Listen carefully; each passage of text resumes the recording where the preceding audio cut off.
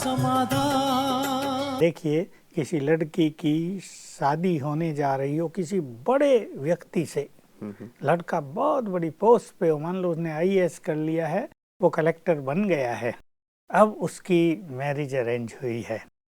तो देखिए, परिवार वालों को और उसको पहले से ही एक विशेष खुमारी जिसे कहते हैं, एक ईश्वरीय नशा चालू हो जाएगा।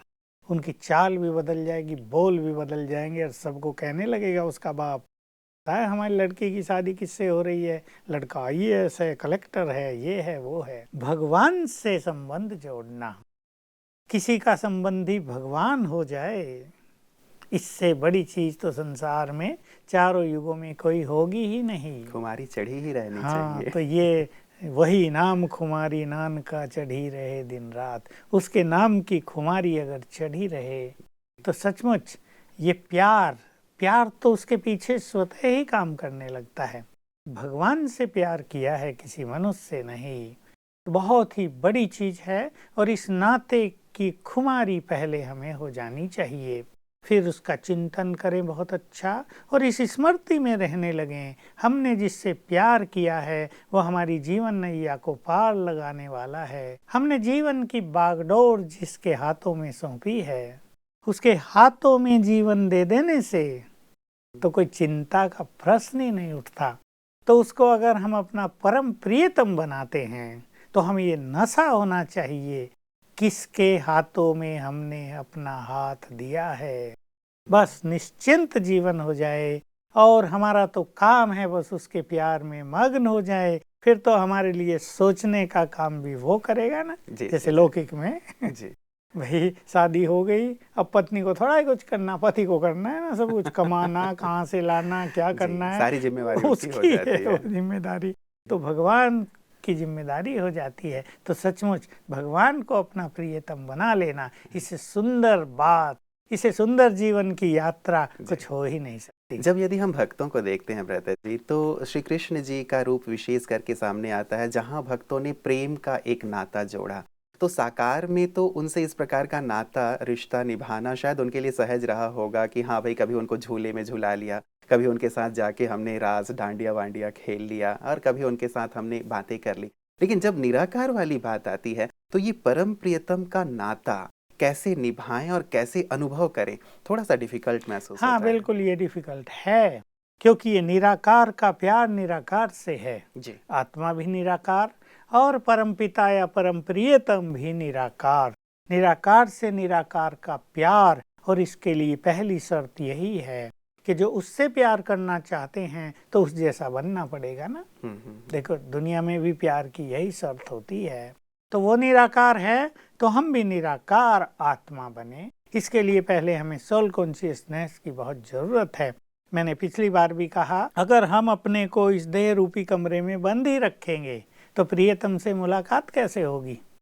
कोई सजनी अपने को कमरे में बंद कर दे और लगा दे ताला और कहे प्रियतम बाहर ही खड़े रहना या ऑफिस में ही रहना, मेरे पास तक ना आना, तो नाता चलेगा नहीं। मतलब दीवार बीच में नहीं होनी चाहिए। ये दीवार है देह की। जी। इस सुप्रीम प्यार में, इस अलौकिक प्यार में, मैं कहूँगा इस निराकार प्यार में, ये जो देह की दीवार है इसको हटाकर हमें निराकार आत्मा होना पड़ेगा। अर्थात जितने हम देह से न्यारे होंगे उतने ही उस परम प्रियतम के प्यारे हो जाएंगे। फिर हमें क्या प्यार करना है वो हमसे प्यार करेगा, क्योंकि प्यार दोनों ओर से होता है। बिल्कुल। तो मतलब पहले हमें निराकार बनना पड़ेगा, इसके लिए भी थोड़ी सी साधना करनी पड़ेगी, तब जा कर के हम उनके प्यार का अनुभव कर पाएंगे। जिन्होंने परमात्मा से प्यार किया उन्होंने सब कुछ छोड़ दिया, तो क्या इस अलौकिक प्यार पे, परमात्मा प्यार में ऐसा हो जाता है कि हम अपनी सारी जिम्मेवारियों से किनारे हो गए, घर बार छोड़ दिया, जंगलों में चले गए, या संसार में, मैं संसार में हूँ, हमारे दर्शक संसार में हैं, वो वहाँ रहते हुए भी ये प्यार का नाता निभा सकते हैं? हाँ, सभी लोग अगर इस प्यार को निभाने के लिए जंगल में चले जाएं तो जंगल में भी शहर बस जाएगा ना। इसलिए मीरा ने निभाया, नरसिंह मेहता ने निभाया, या सबरी ने निभाया, या गोपियों ने निभाया, या श्री कृष्ण के सखाओं ने निभाया। देखिए, श्री कृष्ण का सखा तो अर्जुन भी था ना जी। गोपियां थी, उन्होंने घर नहीं छोड़ा था। मीरा के ये बहुत सारे अनुभव कि उसको घर छोड़ना पड़ा, और इसका भी कारण था वो विवश हुई। क्योंकि वो राजाई परिवार से थी और रॉयल फैमिली जिस चीज़ को स्वीकार नहीं करती कि उनकी रानी सन्यासियों के साथ बैठे या भक्त गरीबों के साथ बैठे बात करे। लेकिन बहुत सारे जो मित्र हैं भगवान के, जैसे अर्जुन, उन्होंने घर छोड़ा नहीं।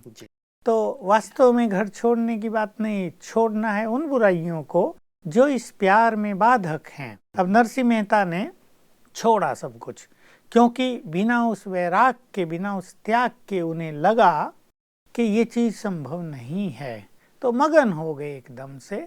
लेकिन अब क्योंकि हम सभी को उसे अपना प्रियतम बनाना है, हम सभी को उसको अत्यधिक प्यार करना है, तो ये प्यार हमें घर में रहते ही करना पड़ेगा। बस प्यार छोड़ना पड़ेगा विकारों से, प्यार छोड़ना पड़ेगा जो अननेसेसरी इच्छाएं हैं, खान पान में जो मनुष्य की आसक्तियां हैं। क्योंकि प्यार अगर बट जाता है, एक में प्यार माना संपूर्ण प्यार, तो फिर और चीज़ों में प्यार नहीं।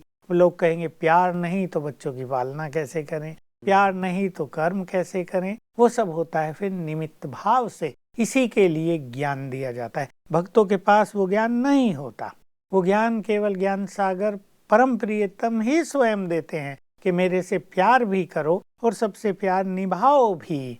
तो ये छोड़ने की बात नहीं, बुराइयों को छोड़ना है और अशुद्ध खान पान को छोड़ना है जिनकी हम चर्चाएं कराएं। मतलब हम ये देखें कि हमारा प्यार कहाँ कहाँ है। हमारा प्यार छोटी छोटी चीज़ों से भी है। मान लो टीवी से है, मान लो इंटरनेट से है, मान लो अपने लैपटॉप से है, एक सुंदर घड़ी से है, कपड़ों से है, तो वो प्यार भी ऊपर से उतना ही माइनस होता जाएगा ना। इसलिए इन सब में निमित्त भाव धारण करेंगे तो हमारा संपूर्ण प्यार एक में हो जाएगा।